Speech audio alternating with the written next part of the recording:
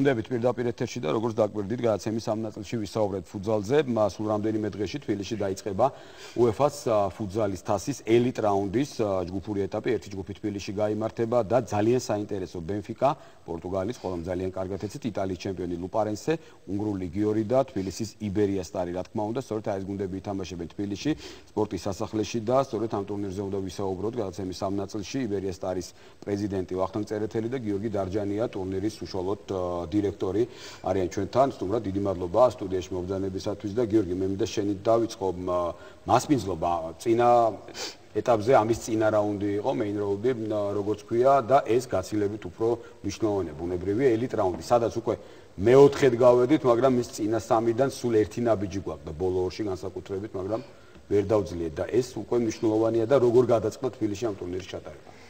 მოგახსენებთ, რომ იბერია არის ერთადერთი გუნდი ევროპაში, რომელსაც მიღებული აქვს მონაწილეობა UEFA-ს ფუტზალის თასის. მოდი დავარქვა თავის შინაარსით, ეს არის ჩემპიონთა ლიგა. ხო, ჩემპიონებთან თამაშობენ. ჩემპიონთა ლიგის უცვლელი მონაწილე ერთადერთი გუნდი, რომელსაც ყველა გათამაშებაში აქვს მონაწილეობა მიღებული, მაგრამ მთელი ამ წლების განმავლობაში იბერია მატჩებს ატარებდა მხოლოდ გასვლაზე, ანუ ელიტ რაუნდის მატჩებს. მთლიანად ლიგის ნებისმიერი ეტაპის მატჩებს, ანუ თბილისმა პირველად უმასპინძლა შარშან მხოლოდ ჩემპიონთა ლიგას. იქამდე ამ წლების განმავლობაში იბერია ყველა თავის ოფიციალურ მატჩს თამაშობდა სტუმრად.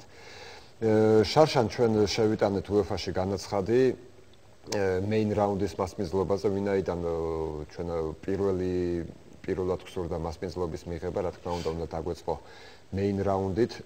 და ჩვენ აი პირველივე ცთაზე, პირველივე განაცხადი UEFA-მ დაგვიკმაყოფილა და შარშან მოგვცა მეინ რაუნდის მასპინძლობის უფლება. ბუნებრივია, ახლა წელს გვინდოდა უფრო წინ წასვლა და უკვე ჩვენ უარი ვთქვით მეინ რაუნდის მასპინძლობაზე განაცხადის შეტანაზე და განაცხადი შევიტანეთ პირდაპირ ელიტ რაუნდზე. და ასევე UEFA-მ ჩვენი ეს მოთხოვნა დააკმაყოფილა, რაც რა თქმა უნდა ძალიან გვახარს. ეს ბუნებრივია, ახლა მოდი ამ თემას შევეხოთ. სპორტის სასახლე აკმაყოფილებს იმ მოთხოვნას, რაც არის საჭირო და გასული სეზონიდან გამომდინარე ზედიზედ, როდესაც გვაძლევენ, ესე იგი ორგანიზებაც იყო კარგი.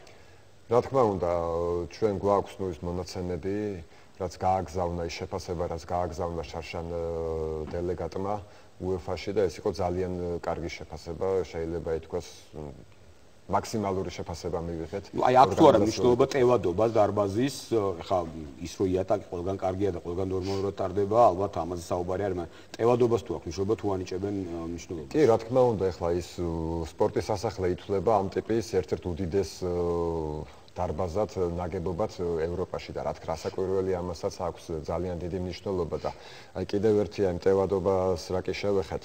შარშან მეინ რაუნდის მასპინძლობისას გეხსოვნება თბილისმა დაამყარა რეკორდი ჯგუფურ ეტაპებზე დასწრების თვალსაზრისით, რაც UEFA-მ საკანონმდებლოდ აღნიშნა.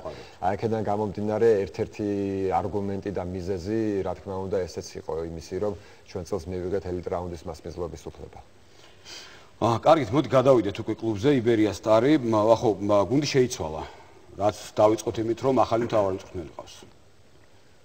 მივესალმე ჩვენ მაყურებელს, გუნდი შეიცვალა, მწვრთნელი შეიცვალა და რამოდენიმე ლეგიონერი დაგვემატა კიდევ.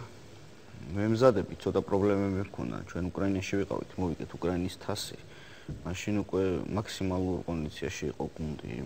შემდგომ მეინ რაუნდში არადამაჯერებლად გამოვედით, კი ჩვენ გავედით ელიტ რაუნდში, მაგრამ მე პირადად უკმაყოფილო ვიყავი გამოსვლით, მაგრამ ძალიან ბევრი ვიშრომეთ, მოვემზადეთ და ვემზადებით ჩემპიონთა ლიგის ელიტ რაუნდში გამოსასვლელად. კარგი, მაშინ ახან შევეხეთ წინასწარ ეტაპს, სლოვენიაში ჩატარდა და პირველი ორი საკმაოდ დაძაბული შეხვედრის შემდეგ ანგარიშებიდან გამომდინარე, ალბათ შეხვედრებს თქვენ ესწრებოდით, ბოლო თამაშს წააგეთ, მაგრამ აი უკვე განაღდებული გქონდათ და აი თქვენ თქვით, რომ უკმაყოფილო ხართ, თამაშის ხარისხით იყავით პირველ რიგში უკმაყოფილო.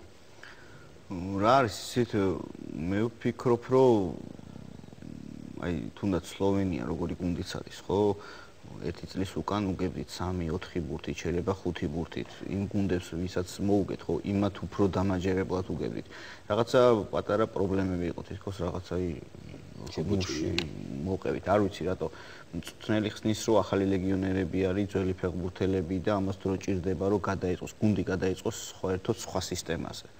რასაც თამაშობდა უკრაინელი მწვრთნელის დროს. ხო, ეხლა საერთოდ გადავიძახის დრო და ნელ-ნელა მივიწევ წინ, მაგრამ ეხლა უკვე ელიტ რაუნდი არის და მე ვფიქრობ, რომ გუნდი მაქსიმუმად უკვე დრო აღარ არის. დრო არ არის. თქვენ ერთ-ერთ ინტერვიუში აღმოჩნდეთ თვარცები გაზეთლელოსთან, რომ აი ამ ადამიანის ხედვა არის აბსოლუტურად განსხვავებული ბრაზილიელის და თქვენ თვითონ რაღაცა განსხვავებული დაინახეთ ფუტზალში.